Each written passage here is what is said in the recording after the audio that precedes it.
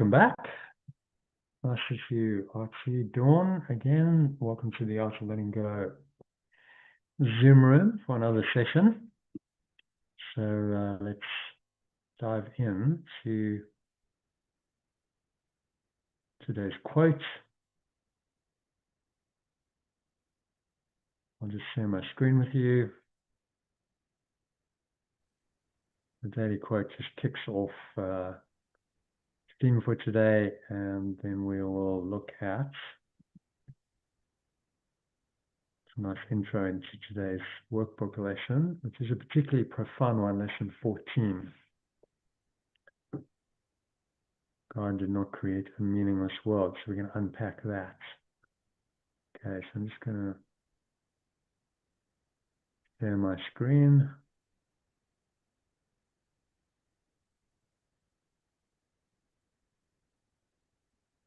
Okay, so you can read that quote to kick it off, Archie, kindly. The only way love can last a lifetime is if it's unconditional.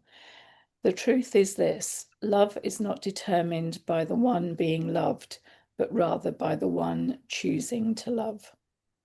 Stephen Kendrick. Great quote about unconditional love from a former pastor who's also an American film writer, producer. And he states the truth about what will make our relationships in this world sustainable, very succinctly. You know, there are many kinds of love, apparently, in the ego's domain. We call those other kinds. Anything other than unconditional love is what the Course calls special love. So it's love, but it's special love. It's conditional love. It's love that's tainted with, I love you if you do what I want, but I don't love you so much if you don't do what I want. That's the gist of any special relationship. So, you know, most love is not really love at all. It's actually, and special love isn't love. Special love is actually the ego's hatred in disguise. That's what we've got to learn to see. Because all of those special love relationships have little hooks in them. There's control, there's manipulation, there's codependency, there's a level of dysfunction always in a special love relationship. The only love that is the love of God, called divine or agape love in some of the traditions, is this unconditional love. Okay, so no conditions. I love you irrespective of what you think, what you say, what you do or have done. It's a very hard love for a human being, for a separate self. It's impossible. Your separate self can't do it, revolts at the idea, says it's not possible because this and this and this and this has happened, and this person's done this, and there's no way I can love them because, you know, look at how terrible they've been, look at how bad they've been, etc. So you have to look obviously beyond that level of perception to love unconditionally, which is why we have to change our perception. You're not going to be able to love unconditionally unless you transform your mindset and your perception fundamentally. So it's not an easy task, but that's the work of transformation. Is to actually live it. It's not just intellectual agreement to this truth. And some people say, yeah, unconditional love, all good, yeah. Do you really understand what that means? The profundity, the immensity of that task. That means no conditions to your love. That means no judgment of the person, no condemnation, no criticism. But hang on, our lives are based on that kind of judgment. Yeah, well, that's the way most people operate. Well, you know, I like this person because they do this and this for me, or they're my special partner, or they're in my family, or whatever. But this, this person I have a grievance towards, and that's just normal. That's how, you know, we've been taught to function. Unconditional love completely obliterates that mode of operating. So if you pause to consider whether you're doing this and you're honest with yourself, you'll almost certainly admit that you're not being unconditionally loving towards any of the people in your life all the time, and perhaps very little of the time. Be really honest, and you go, yeah, okay, you know, that is a very high standard. unconditional love is the kind of love that the masters of the great masters of history, like Yeshua, the Buddha, have demonstrated. Right? It's a very, very high level of accomplishment to demonstrate that consistently. Most people aren't close. And if you're honest about it, at least that's the first step in correcting the problem. Okay, I'm honest that yes, unconditional love is the standard, and I'm actually way off that. I need to do a lot of work on changing my mindset to be able to unconditionally love. Okay, but at least I know what I've got to do. And the second step, after acknowledging the problem, is to commit wholeheartedly to learning this ultimate of all skills. And so then the question becomes, how do you learn this ultimate of all skills? And it comes down to what we studied, forgiveness or letting go of any negativity that you notice arising in your mind as your default response to any personal situation. So letting go is the way that you're going to learn to unconditionally love. If you don't let go of that negativity, then that blocks your unconditional love. Then you've got conditions to your love. So very, very simple. The more you let go, the more you love unconditionally. Because lack of forgiveness or failure to let go means that you're choosing to hold on to and believe in your separate self-concept or ego, that will always find a way to justify your lack of unconditional love in whatever form it may take, on the grounds of seemingly external events to maintain its identity. It's always going to find an excuse to not unconditionally love, because that's what it does. That's its whole identity, is conditional love. So letting go of your belief in the false causation of these conditions, that's why it's called conditional, because they're conditions to your love, and correctly perceiving it is your own false belief in separation that is really the only problem you have. This person is just triggering my own belief in separation to arise. That's the way to undo your ego. Remember, it's just your belief in separation at its foundation. Now, unconditional love doesn't necessarily mean you need to hang out with people, you need to stay with them, you need to communicate. It doesn't mean that. It simply means that your attitude to them is corrected. It may mean, you're like, no, okay, that, I'm moving away. That relationship is toxic, it's dysfunctional, but I don't condemn them for it. There's no condemnation. Dawn's back. Welcome back, Dawn. No condemnation. So you still perceive them as they really are, which is yourself. They are your higher self, even if they don't know that. Even if they're not aware of that, even if none of this makes any sense to them at all, and they think you're in cloud cuckoo land, nevertheless you can choose to still perceive them in an unconditionally loving way, and that is your task. It's not easy. It's the hardest thing any human being will do, to learn to unconditionally love, because that's awakening, but that's the task that we have. So all of this will remain largely an intellectual realization until you become aware of this belief in separation and all its destructive forms that play out in your life, and you choose to let them go. Right? That's why we've done the name your game exercise we just did. Those habitual thoughts, those emotional patterns that came up, that were shown to you in the mirror that the game presents, constantly influence your thoughts, your words, and your actions. Okay? So those patterns are the games you play to strengthen your separate identity and keep the game of your human existence going. You've got to realize that that's the game that you've been playing very well for your entire life, and probably many lifetimes. It's called karma, right?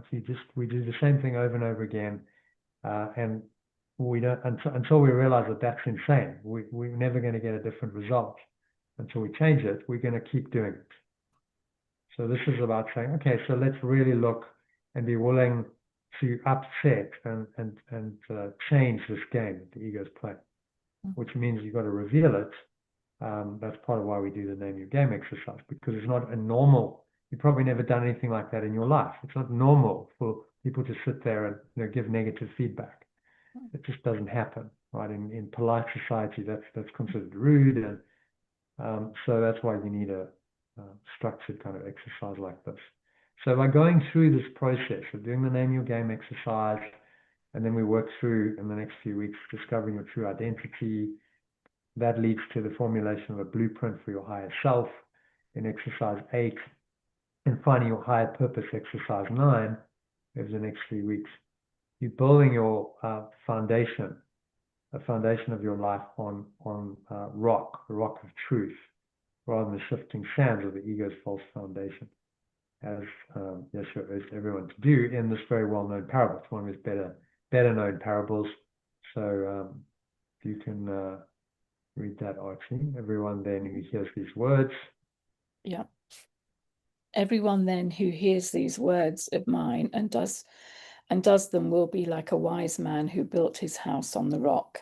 And the rain fell, and the floods came, and the winds blew and beat on that house, but it did not fall, because it had been founded on the rock. And everyone who hears these words of mine and does not do them will be like a foolish man who built his house on the sand. And the rain fell, and the floods came, and the winds blew and beat against that house, and it fell, and great was the fall of it. So symbolically, what is he saying in that parable? Building a house on solid foundations rather than something that's movable. And what is the rain and the floods and the winds? What does that symbolize? That's life. So all the challenges, the adversities of life, the inevitable adversities. And he's saying, if you don't have a solid foundation, then all of that's just going to blow your house over. And we can see that if your foundation is egoic, then those challenges can absolutely floor you. You see people falling apart, nervous breakdowns, getting terminally ill, suicide, various forms of sickness, emotional breakdowns, drug addiction, alcohol addiction, and so on, because your foundation isn't strong enough to deal with the adversities of life, which are always going to be there. Whichever day and age you live in, there's never been a perfect world. This idea of heaven on earth and it's all going to be utopia, that just has never happened and never will happen, right? Because the world is a projection of the ego mind. So it needs the challenges. It needs to trigger you into negative thoughts and emotions. And so it's created a world that does that, which is why this world is adverse. And there's a lot of adversity and difficulty and challenge. No matter how much we try and change that, it's always been the case, and it always will be the case. So you have a choice in this construct. Do you build your foundation on the rock of truth and say, I'm going to go deeper than worldly values? Jesus called it the love of God, the kingdom of heaven. Other teachers have called it presence, the ground of being. We call it pure formless awareness of perfect love in alternative Artavengo language. Whatever name you use for this ultimate reality, which is the perennial philosophy that all the great spiritual teachers and teachings have pointed to throughout the ages, doesn't really matter. It's the same awareness, the same transcendent reality. And that's what the perennial philosophy is saying, right? There's really only one truth. And this has been expressed by all the great spiritual teachers and masters down the ages. They just express it in different ways, different languages, in a different cultural context. So it comes through a little bit differently. And people say, oh, that's a different religion. No, it's not. It's the same truth. They just expressed it differently. And then it gets a cultural wrapper that it seems to be different from another version of that cultural wrapper. So Christianity versus Buddhism versus Islam, etc., etc. They actually really at the foundation saying the same thing at the very core of that. But then the cultural wrapping seems to obscure that truth. And the cultural wrapping often comes up with other ideas and things which aren't necessarily authentic, but they then populate and characterize the religion. And people who don't understand this fundamental truth don't see that. They see, well, this is my religion, and my religion is different from yours, and it's all separate, and both can't be true. But if you just penetrate deeper and you go to the very foundation of each one, you see it's the same truth. And all the great teachers and masters have seen that. Look, it's the same truth. There's only one God, just different paths to achieve that awareness.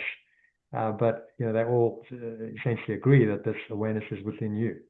It's not outside of you; it's within you. Jesus said, "The kingdom of heaven is within." Very, very famous quote, which is pointing you to find it where it is. It's not anywhere outside of you. It's in your own mind. It's in your own awareness, and it's there for you to discover if you want. So paradoxically, the adversities of life, the rains, the winds, the floods, actually are there to strengthen you and deepen your roots. The idea is to, when those come, you're either going to dig in and you're going to find a deeper foundation of truth, or you're going to let your house of illusion crumble. And so the adversities are actually meant to deepen your roots and strengthen your connection to God and Source. And if you interpret them that way, then they're very helpful. They're there precisely to awaken you to who you are. If everything was very easy and there's no challenge in life, well, what's going to make you go deeper? What's going to make you dig deep and find something deeper in you?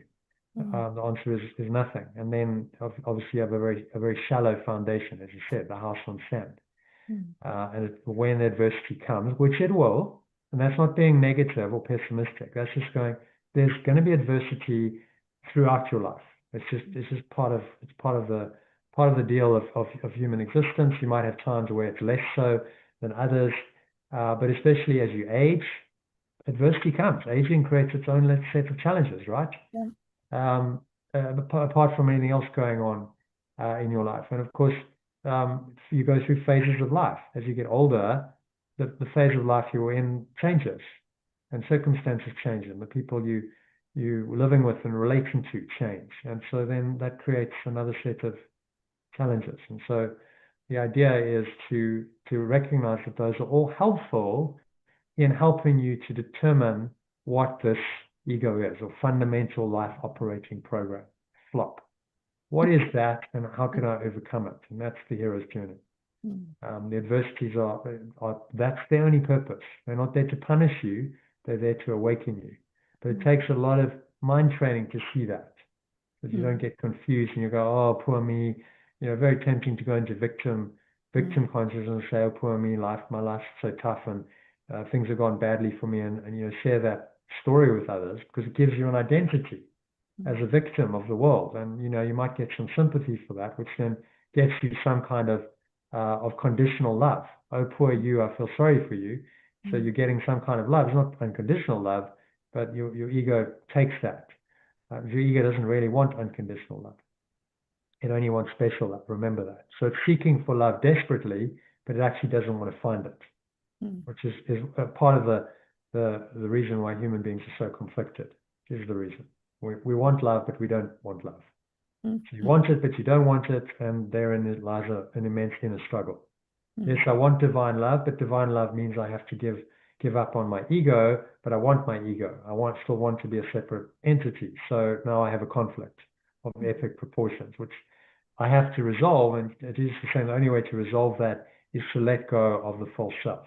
That's not true, and embrace the truth. There's no other way to resolve that conflict. You can't have a little bit of both, because the conflict then just remains in your mind, which is the whole purpose of all of these exercises, all of the lessons that we're doing, is to help you resolve that conflict and choose again, and choose the right self, choose who you really are, choose the truth rather than illusion for once. And that's not a one-time choice. That's a choice you make over and over and over again, systematically, progressively in your life. You start making that choice, then you start seeing transformation happen. Subtly, but in profound ways. And you've probably already experienced some of that in the last 3 weeks. And I hope it's just going to get the transformation effect is going to get accelerated over the next 3 weeks, so that at the end of it, there's a very clear understanding. Okay, this is my ego. This is my higher self. I see the distinction, and now my job becomes to choose correctly no matter what. Just to teach myself to do that, which then, is still a lot of work, but at least you know. You're not, ego hasn't fooled you, and got you to identify with a false self, which is the case with 99.9% of people. They're identified with their false self and they think that that's me, but it's not. It's an illusion of them. Their true self is buried underneath that. Okay, so all of that, nice preparation for today's lesson. Any questions or comments on any of that? Either of you? No?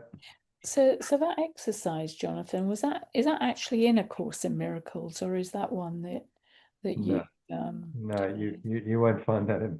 No. The course gives you it's an individual mind training course. So it gives you exercises to do on your own in the lessons. Those are the exercises, which are really, really powerful. But there is something about getting direct feedback like that in a group. That is, as you saw, very powerful.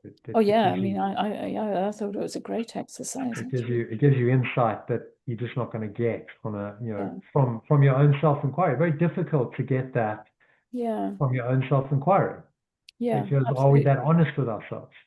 And we can't. It reveals to you when you're giving because I had loads of feedback coming up, even just giving the feedback, like, exactly. That also triggered me. Be aware of that. Am I being unkind, cruel? Is it going too far? Is this, is this acceptable? So all of that was coming up. I once had a lady who cried, not when she was receiving the feedback, but when she was giving the feedback. She couldn't handle it.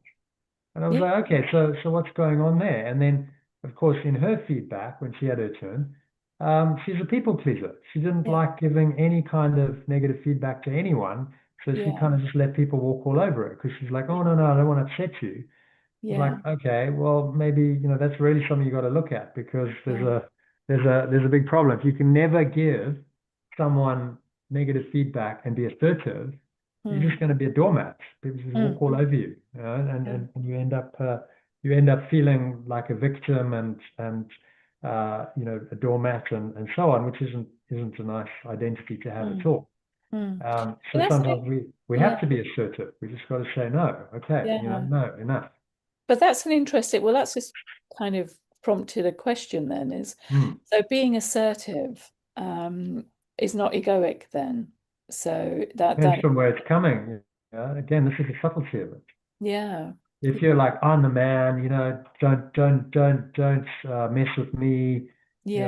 Bravado. That's my ego. But if it's like, no, I know the difference between truth and illusion, and I'm saying no to the illusion very clearly and firmly, then it's not ego because you must say no to the ego. That's the whole point. Of choice. You can't accept the ego and also accept your true self. There has to be a no to the ego in order to accept your true self. And that no might take the form of saying to someone, sorry, no, that's not okay that, you're treating me that way. That's not okay that, let's say it's a situation of abuse. It's not okay. I'm not just going to take that. I'm saying no. And I'm quite entitled to walk away. This isn't saying you're some doormat and you're just going to allow yourself to be abused. You say no to the ego, and whatever form is helpful for doing that, that's what will be shown to you. If you need to walk away from a toxic relationship, then that's what you'll do. If you need to just be a little bit assertive in a relationship and say, look, no, I'm not comfortable with that. Stop. I'm taking a time out, etc. People will respect you more when you do that than if you're just kind of weak and passive and some kind of people-pleasing doormat. No one has respect for it. In fact, they just use and abuse you. If people know that they can do that, then of course their ego kicks in and says, okay, this person is an easy touch. I can just get what I want, and I just know how to push the buttons, and then they'll just cave and they'll do what I want. So if you're in that pattern, then obviously you're going to get people in your life taking advantage of it. Now that you might say, well, I'm just a victim of them, but they're doing that because of your pattern.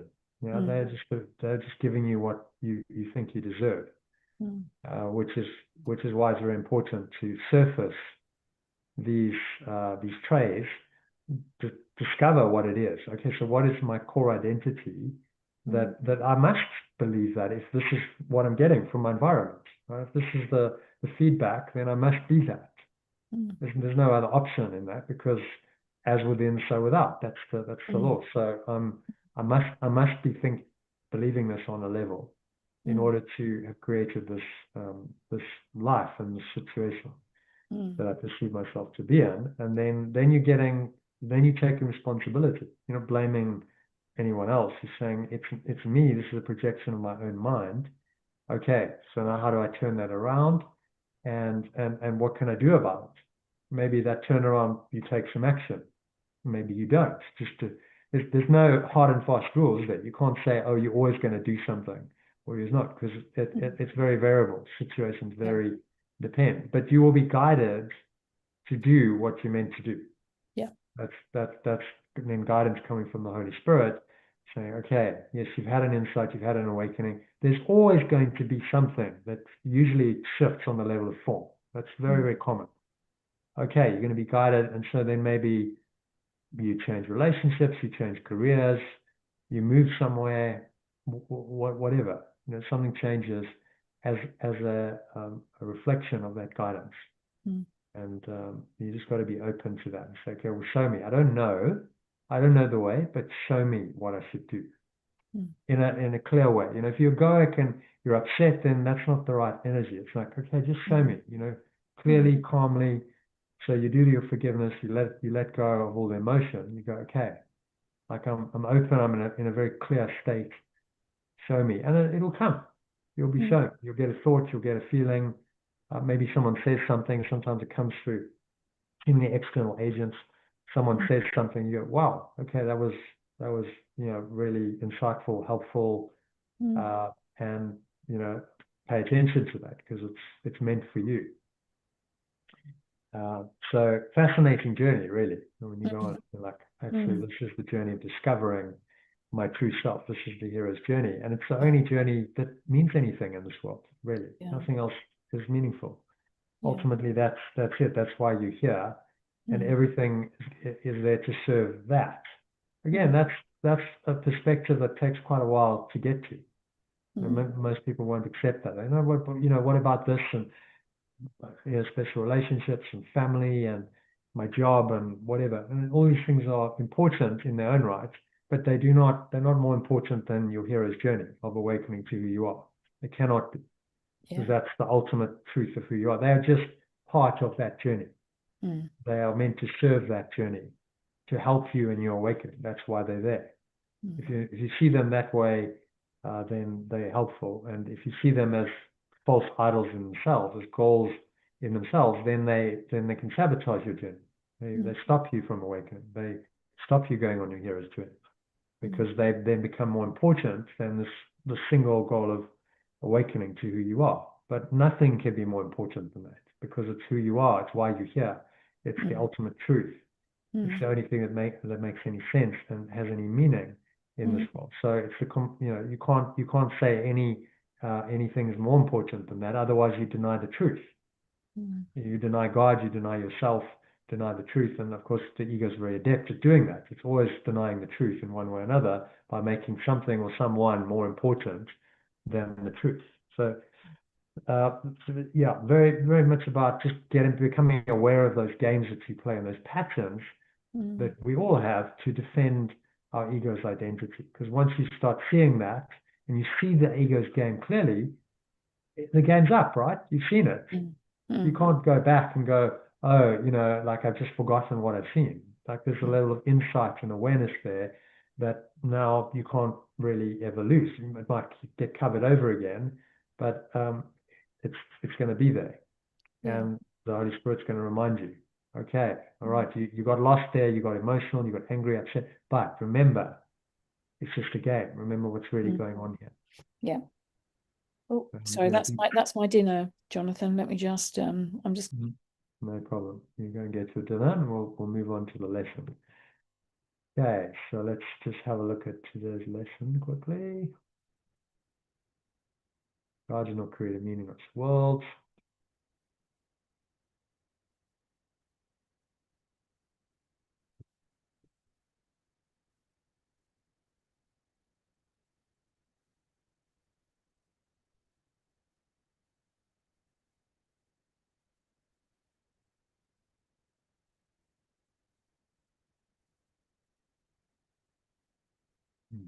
Right.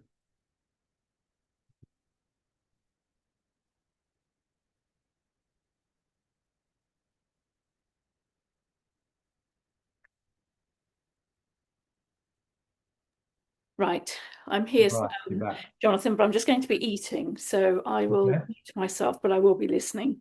All right. So, Or do you want me to, well, or can I eat with me unmuted? Or would you prefer I unmuted? yeah, so I might want you to read, but you can Yeah. stop eating when you read, so that's Yeah. fine. Okay. Dawn's still with us. Dawn, you with us? Okay, so I'm just going to share my screen. This is today's lesson.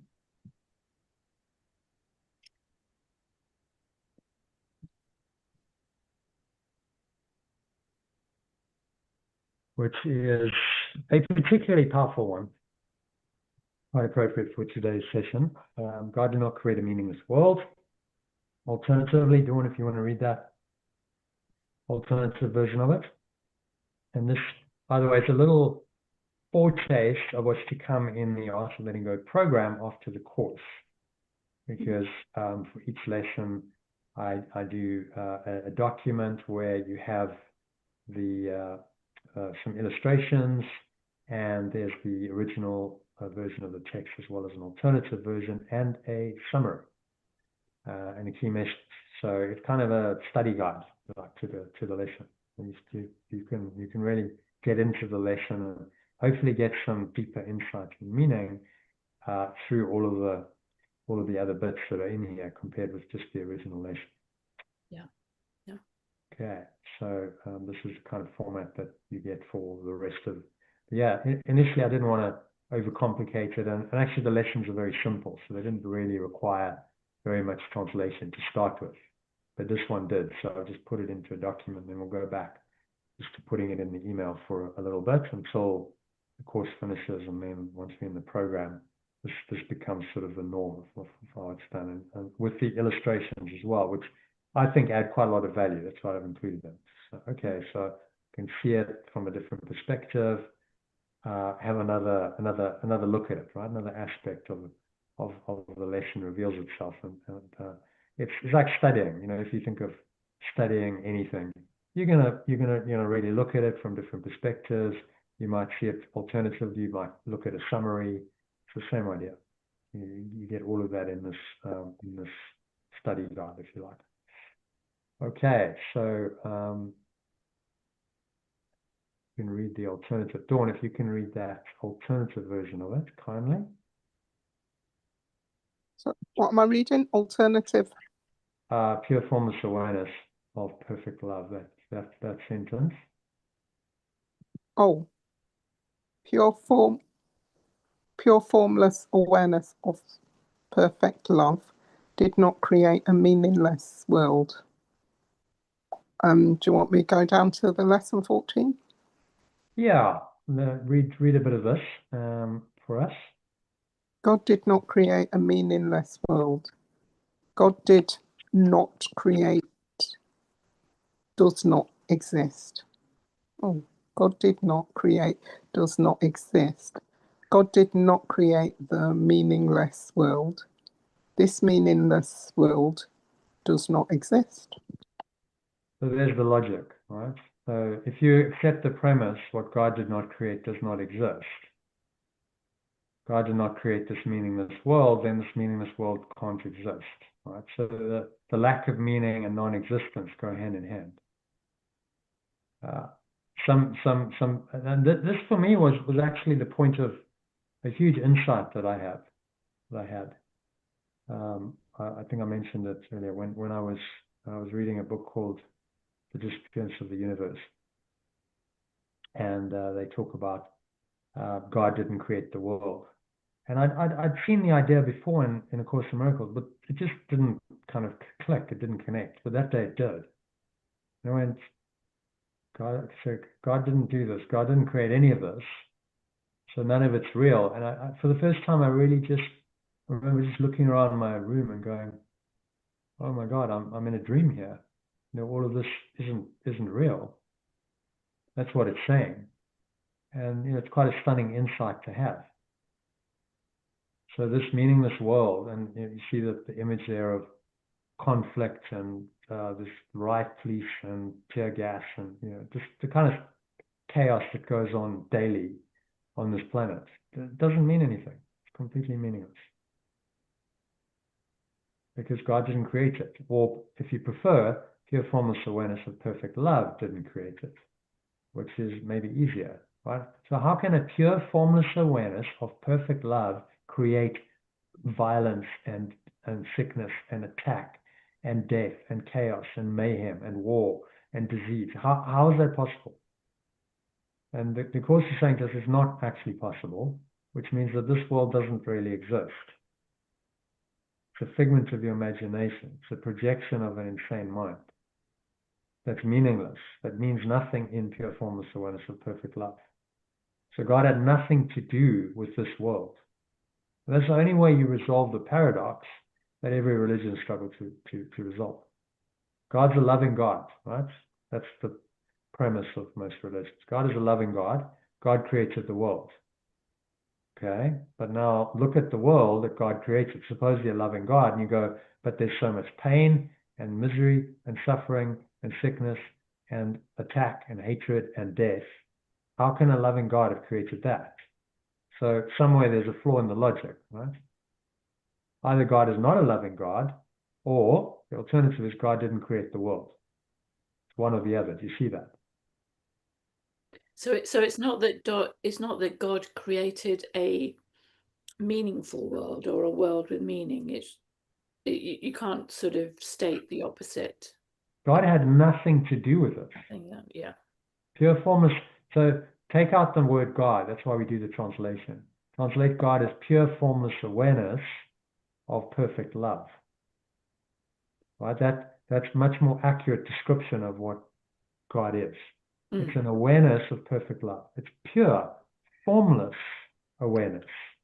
Right? There's no form to it. So how can formless awareness that is perfect love have created all these crazy forms and all this chaos that goes on in a world of shifting time, of shapes and forms shifting over time? How can that then be real if pure formless awareness of perfect love didn't create it? Okay, so what you're saying here is that only this is real. Only pure formless awareness of perfect love is real, and everything else is meaningless. Yeah. Which is a philosophical position that you have to take. Otherwise, you get into a huge paradox which you can't resolve. God is a loving God, but God created the world, but the world's a mess. So now how can God, a loving God, have created such a mess? There's the paradox, right? It's a paradox, by the way, that no formal religion, traditional religion, doesn't answer that paradox. They go, well, God works in mysterious ways. We can't really understand it. It's a mystery. Blah, blah, blah, blah. You probably heard all of it. This means they can't answer the question because they're not going deep enough into the question and seeing that there's a fundamental split and there's a choice that needs to be made. That choice is that God couldn't have created such an insane, meaningless world. That's the only way out of the dilemma, of the paradox. You see that?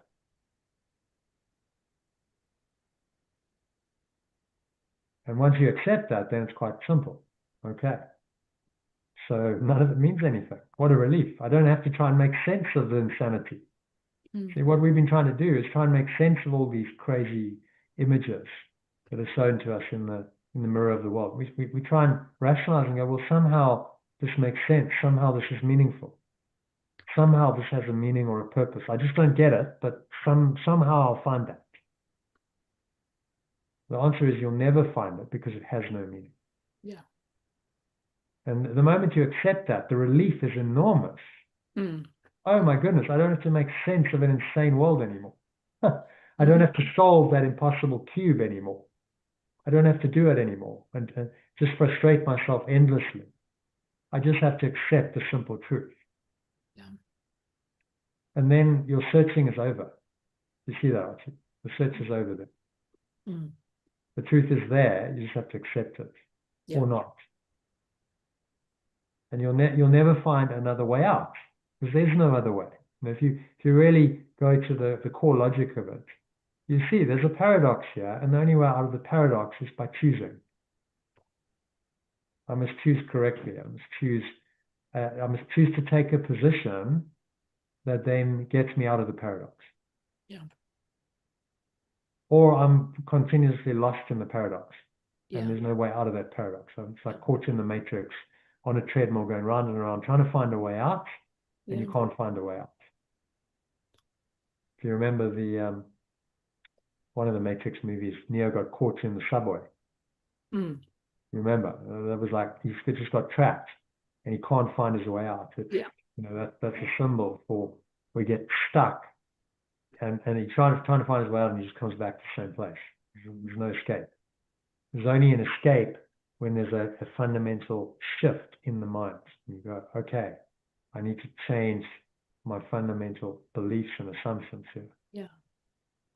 And that's really what the lesson is saying. Very, very simple, but if you believe God created the world, then this is going to challenge that position big time. Mm. Challenges formal religion for sure, because formal religion says God created the world. It's just saying, that's not the case. Yeah. God couldn't create such madness. The God of love couldn't create this madness. So the form you see has nothing to do with reality. So of your own making, it doesn't exist. Mm. That's the only way out. It seems to exist. Your mind's given it a seeming existence, but that's the illusion. Not true existence. It's a false existence. Yeah. And now you start to distinguish between false and true. Everything that really exists as God created, i.e., pure formless awareness of perfect love is still as it always was and as it always will be. It hasn't changed. That awareness is still there. As it was originally created, I don't like the word created, extended, right? This awareness extends for infinity and eternity. It's the only awareness that really is. So once you go back into it, then there's just that awareness and everything else disappears. And that cannot be corrupted, it cannot be made sinful. None of the illusions that cover it over mean anything. They're just images on the screen, but underneath the images lies the uncorrupted screen, which is this immortal mind, this one singular awareness that just doesn't change. It's the same for everyone that doesn't change. So your job is to see that awareness underneath the images, right? Think of it as seeing the white space. That's one of the reasons why the images fade out, right? It's intentional because you've got white space and then the images. But actually what's underneath all of these images is still the white space. It's still there. The page is still there. You just don't see it. It's obscured. It's covered over. Yeah. And that's the illusion that covers over our awareness of the truth.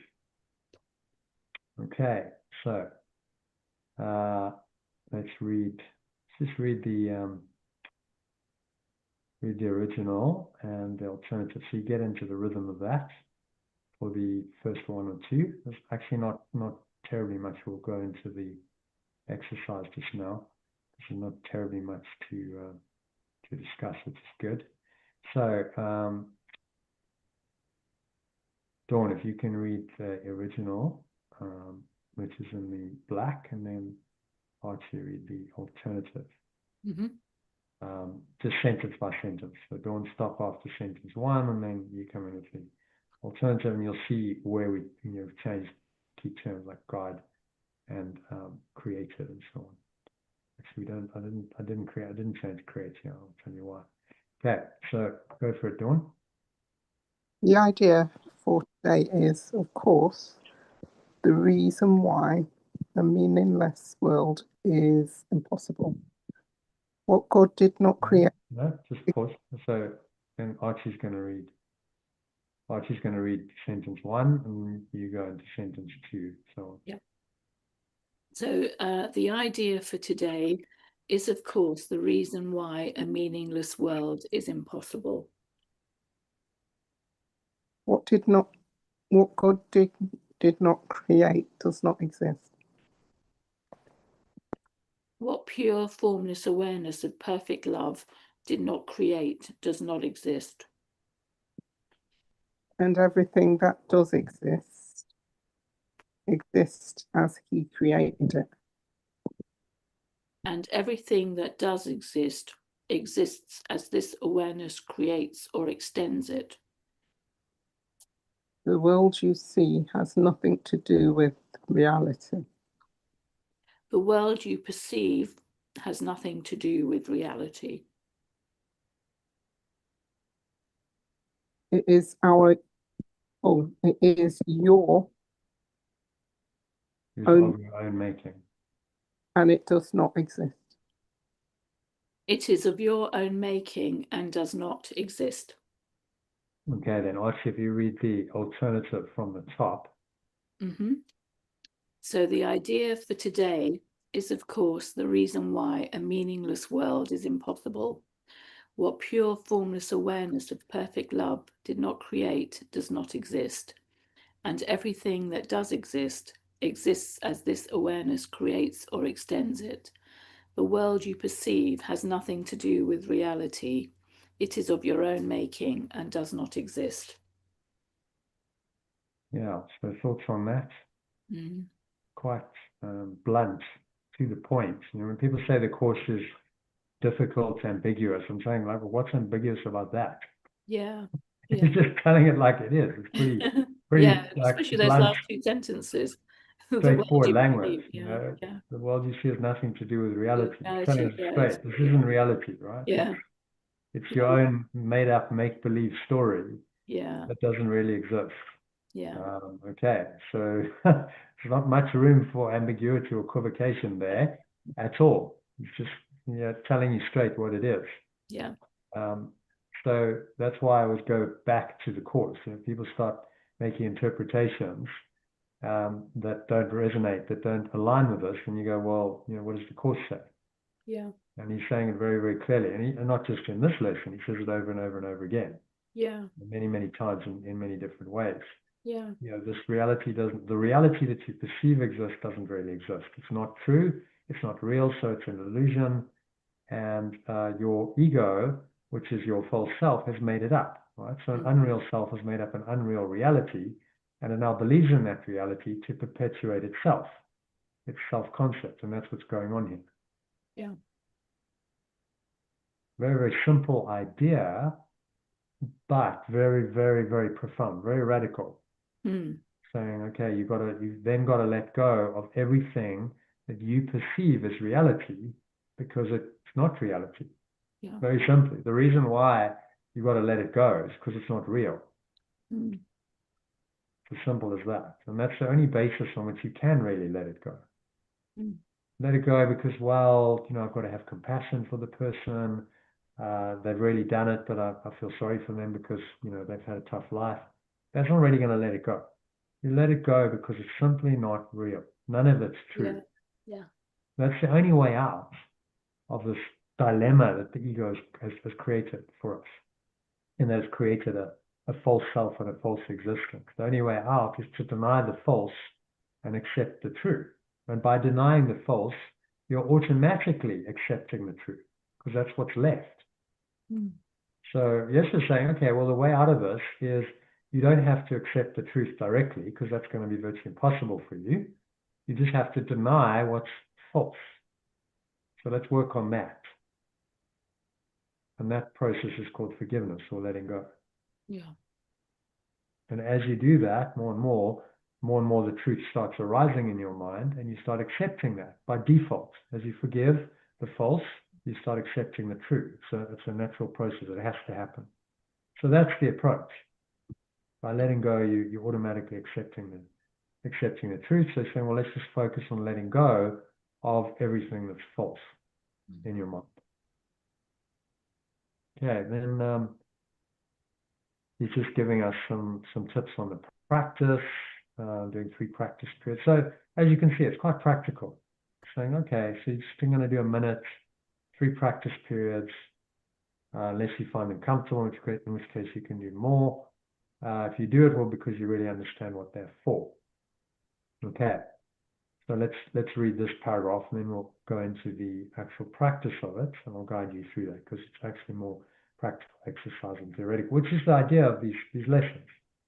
Very, very practical mind training that you can actually do rather than just theory. Okay, so switch it now.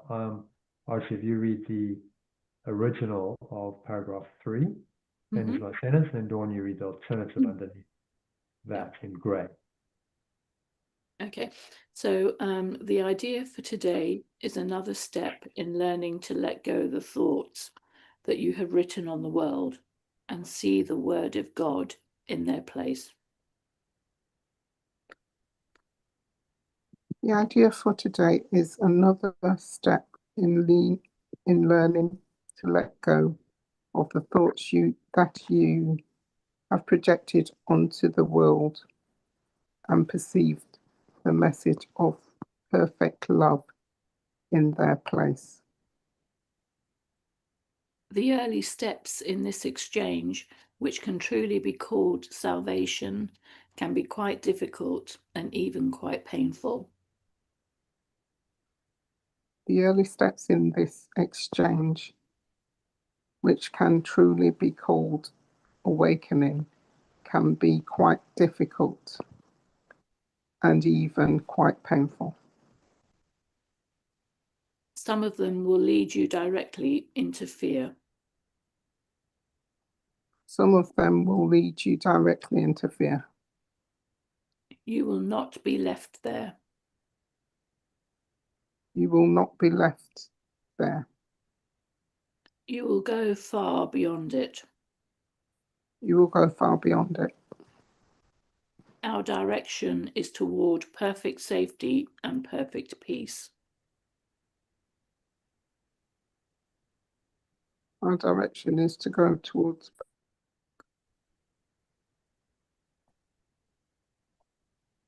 Go on. All right. Oh, I thought that was. Did I say it? I didn't hear you say anything. No. Did you say that again? Directions towards perfect safety and peace. Perfect peace. Right.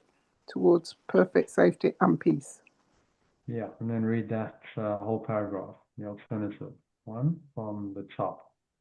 The idea for today. The idea for today is another step in learning to let go of the thoughts that lost it. Where's it gone?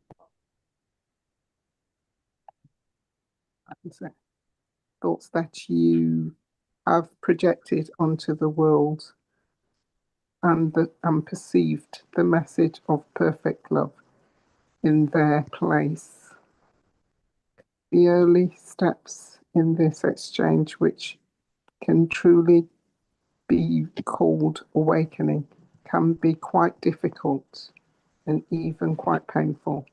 Some of them will lead you directly into fear. You will not be left there.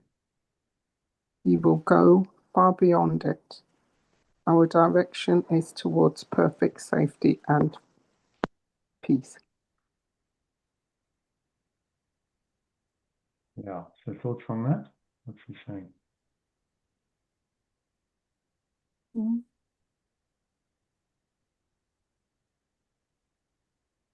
No.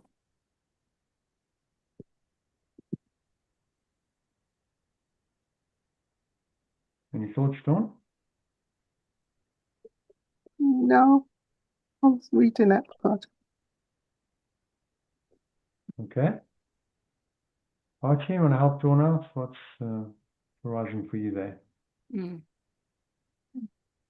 also just rereading it as well. So,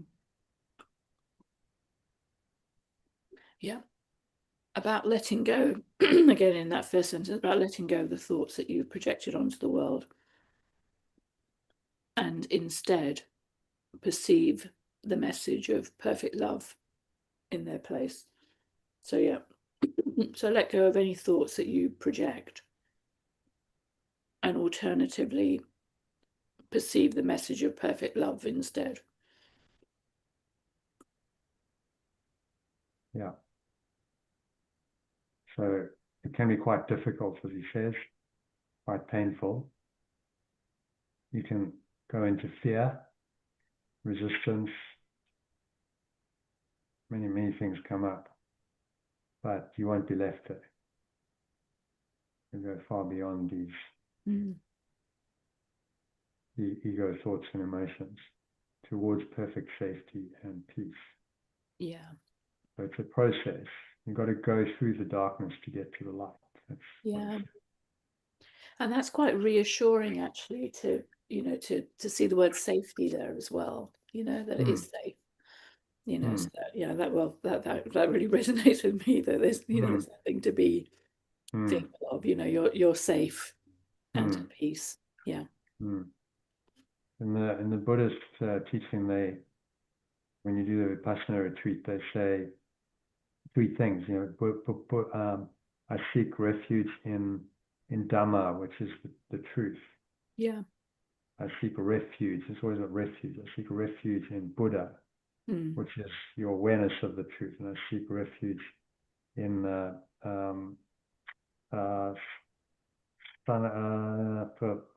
it's the community. Sangha, I think it is. I seek refuge in the community that supports me. But they use the term refuge. Yeah. Because it's a place in your own mind where you're safe. Yeah. Where you feel like you can go, and that's your safe. That's your safe space, your safe place. But it's in your own mind, so you can never lose it. Yeah.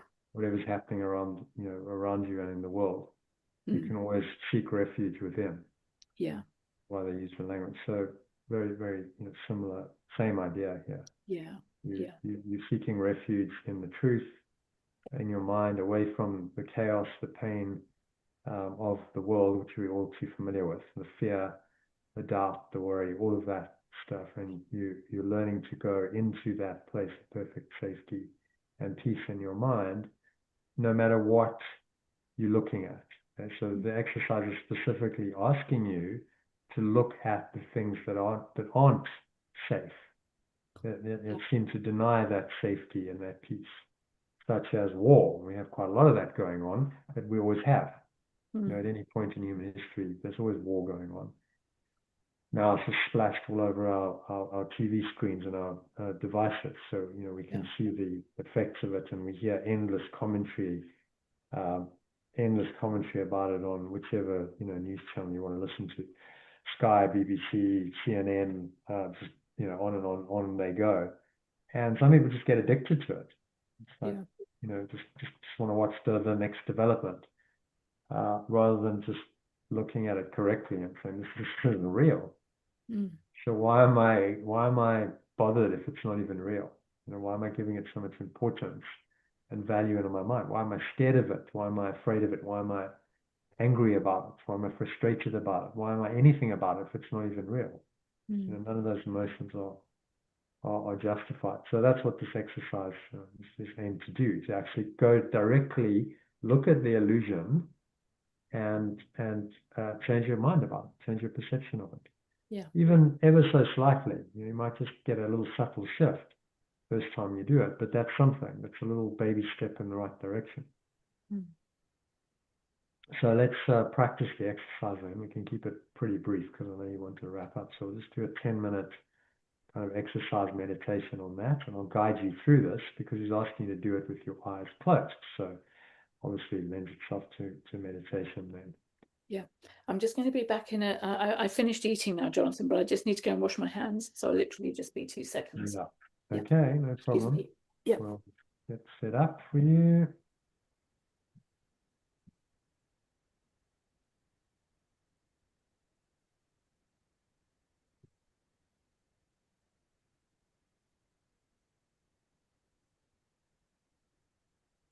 Okay, so this is a short meditation to help you to practice this lesson 14.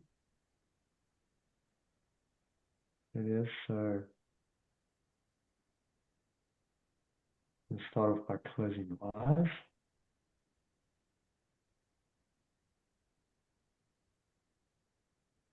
Take a nice deep breath in through the nose. Breathing in, noticing how the stomach rises and the chest rises.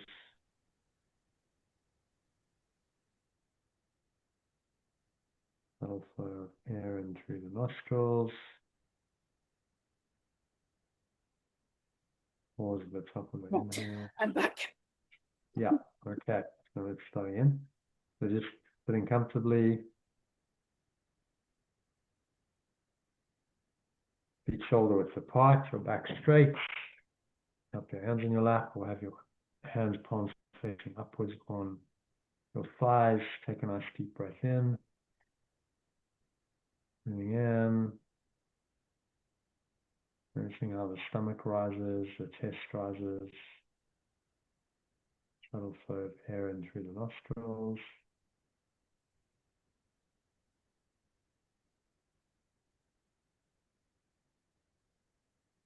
Pause at the top of the inhale. Wow.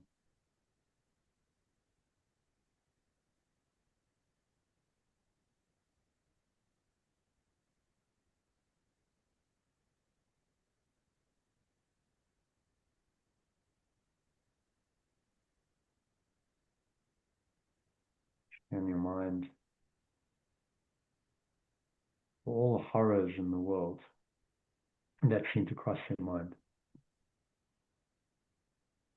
So whatever comes to mind, it might be war in the Middle East, another war still going on in the Ukraine, although it's not really making the news at the moment. Maybe it's an airplane crash. Maybe it's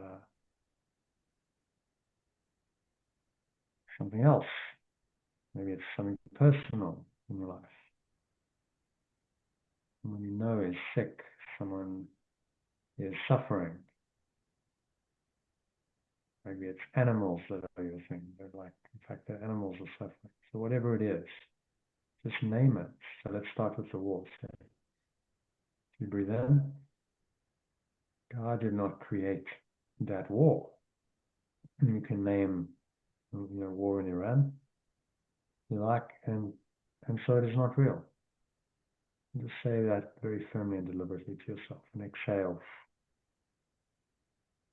Have the sense of it blowing out your investment in the war being real. Because if you're honest with yourself, there's some attachment to war, there's investment in it being real. Because it makes your ego real, makes you real. The outside world and all the horrors in it are real, then so must you be. That's the ego's logic. But it isn't real. You just have to remind yourself of that. Because God didn't create it. Logic is God's pure formless awareness of perfect love. So say perfect love did not create that war, and so it is not real.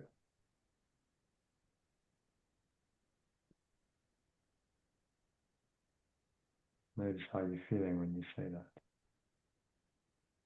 Notice thoughts, emotions arising. Maybe there's some resistance arising. In this case, just observe that. Breathe into it. Nice deep breath in. Stomach rises. Chest rises. And God will... Sorry, Jonathan. Do we say this out loud, or do we just say it internally to ourselves? You can say it out loud if you want. Yeah.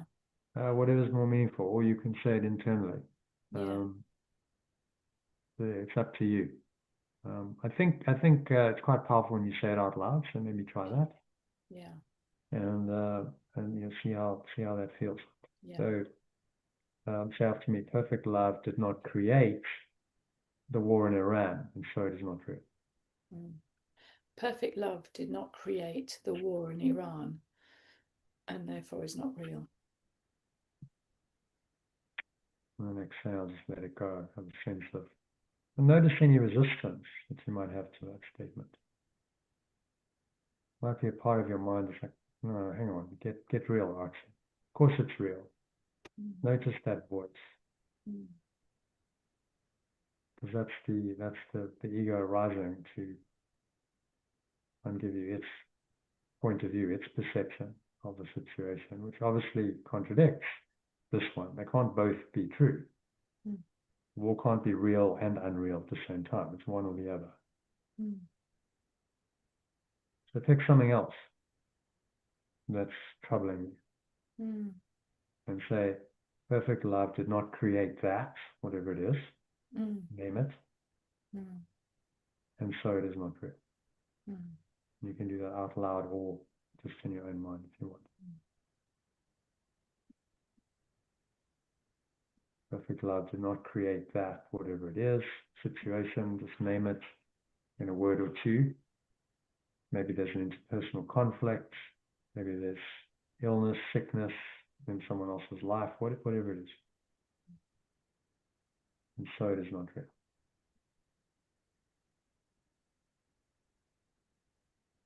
And then one more, breathing in again. Perfect love did not create whatever disaster comes to mind. So, car crash, plane crash, COVID pandemic,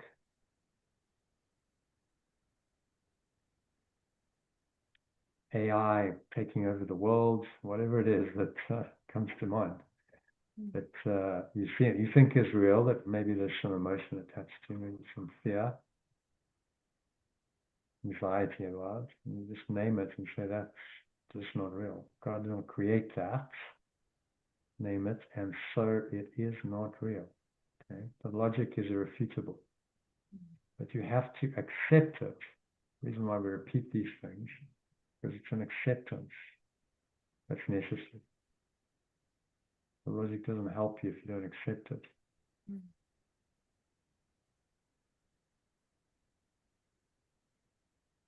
And this is the proper use of denial, to deny what's not real. And you actually help others.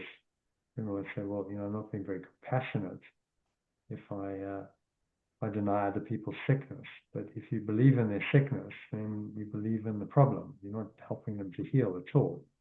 You're believing in the illusion that they believe in. The only way you're going to help them out of that is to not believe in the dreamer, in the dream world. The dreamer is dreaming. You're starting to see what's valuable and what's valueless.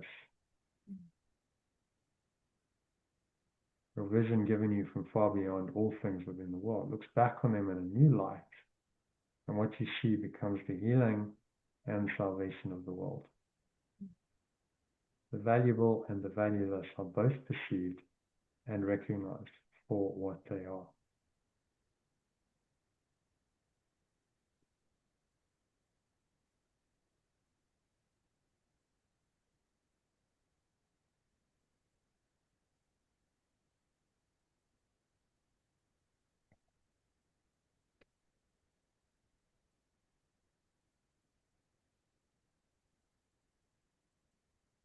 Valuable and the valueless are both perceived and recognized for what they are.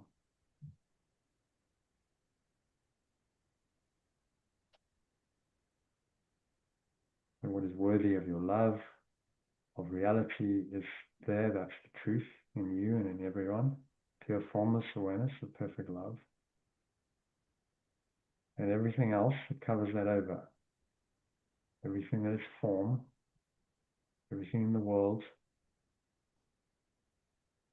is simply unreal. It's meaningless and it's unreal. Meaningless precisely because it is unreal.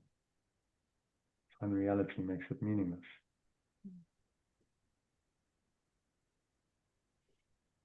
So if there's anything else that comes to mind, then apply the idea to that. Anything else troubling you? Any other disaster? Maybe that's personal, maybe that's a global, societal disaster. Doesn't really matter. Just name it and be specific about it. So say perfect love did not create cancer, for instance, rather than illness. Perfect love did not create cancer. Perfect love did not create heart attacks, strokes. Perfect love did not create the threat of AI ruling the world, if that's what you perceive and fear. Perfect love did not do that. Say perfect love did not create that, whatever it is, and so it is not real. And so you emphasize that statement, and so it is not real. It's an affirmation of the truth. It denies illusion, affirms the truth, stores your right mind, your right perception of whatever situation it is that you're perceiving. So you're practicing that right perception right now. That's how the mind training works. You may not fully believe it. Like a part of your mind's like, sure about this. Can't really get my head around that. What I'm saying isn't really true. Well, fake it until you make it. Right? So you do it, and you do it, and you repeat it until one day it starts to make sense. You start actually accepting it, doubting the reality of what you're denying. If you deny it enough, eventually you must start to question it. So it's just shaking up your existing framework of perception, trying to help you to perceive it in a different light. So that you can free yourself from the belief in its reality, because the belief in its reality is what's causing you any pain. If you didn't believe it's real, it couldn't hurt you. This is your personal repertory of horrors at which you're looking. These things are part of the world you think you see. Some of them are shared illusions, others are part of your personal story, victimhood. It does not matter. What perfect love did not create can only be in your own mind, apart from it. Therefore, it has no meaning. In recognition of this fact, let's conclude the meditation by repeating today's idea. God, or pure formless awareness of perfect love, did not create a meaningless world. Say that to yourself firmly, decisively.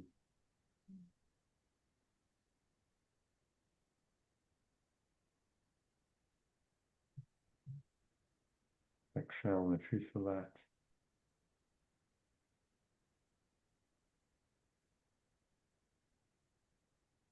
And just coming to rest. Give yourself a couple of minutes of silence. Observing the breath while you do this, and resting in this very peaceful, calm refuge.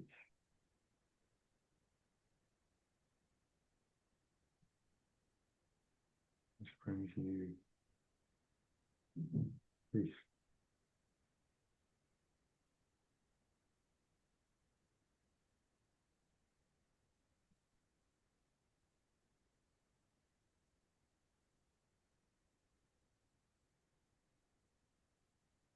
Nowhere else to go, nothing else to do, and nothing else to think about.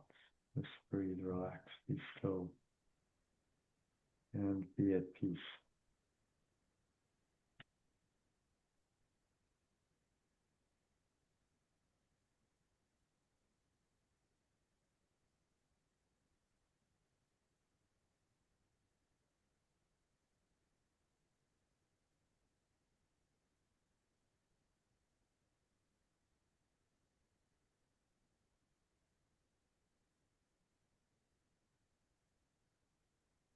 Any thoughts arise, mind's trying to pull you back into believing in illusions, just remind yourself that God did not create whatever it is thinking about, disturbing peace.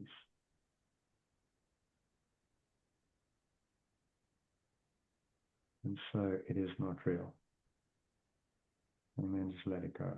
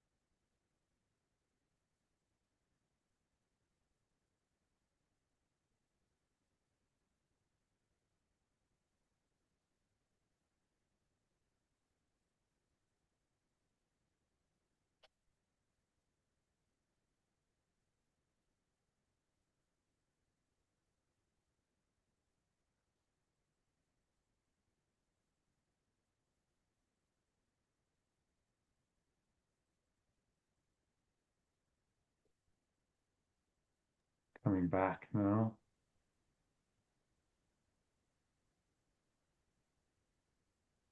An awareness of the body and the breath, senses in the world, and on the count of three, you can open your eyes. So one, just breathing in, noticing how the stomach rises and the chest rises. Subtle flow of air in through the nostrils. Pause at the top of the inhale, smile. Scan your mind again and notice any meaningless thoughts coming up and remind yourself, God or pure formless awareness of perfect love did not create this, so it isn't real. And exhale, count to two, noticing how that belief, that emotion, that energy is dissipating, is blowing it all away with the breeze of your breath. The nothingness that really is.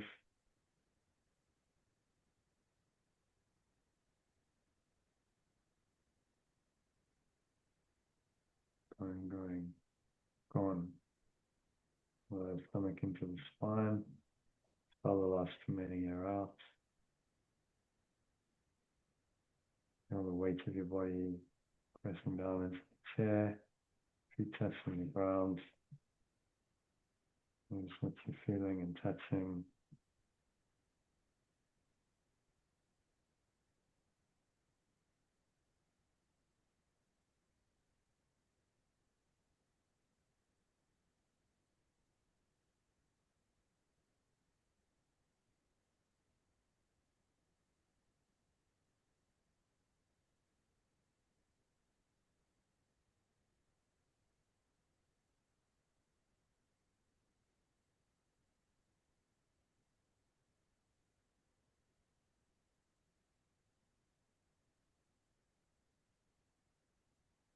Tasting perhaps, or smell in your nose, taste in your mouth.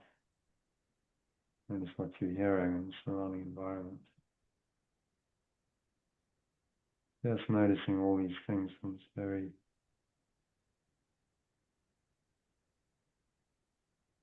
calm, peaceful place of awareness.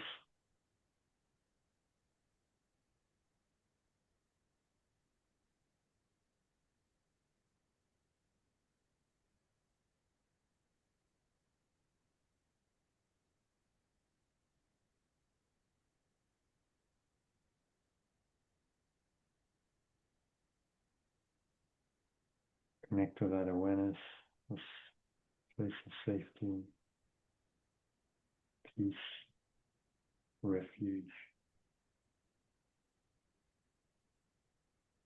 Recognize this as the alternative to all of your illusions, to the meaningless world outside of you that you've created. This inner world, always peaceful, always tranquil, always happy, always safe. Why wouldn't you stay there? Why do you need to leave it and go into the external world of illusion where everything is the opposite, uncertain, unsafe, not peaceful, very disturbed, diseased reality. God did not create, and so it isn't real. So say to yourself one more time, God, or perfect love, pure formless awareness of perfect love, did not create a meaningless world. So it was said. And when we count 3, open your eyes. So just look around, give yourself a minute just to ground yourself back. As you look around the world, you can apply the idea that God or pure formless awareness, perfect love did not create a meaningless world. Whatever you see, whatever you perceive here is meaningless. Did not create, perceive a meaningless. Did not create a meaningless world. So if you're perceiving it as meaningful, then perceiving an illusion. Notice how you're feeling.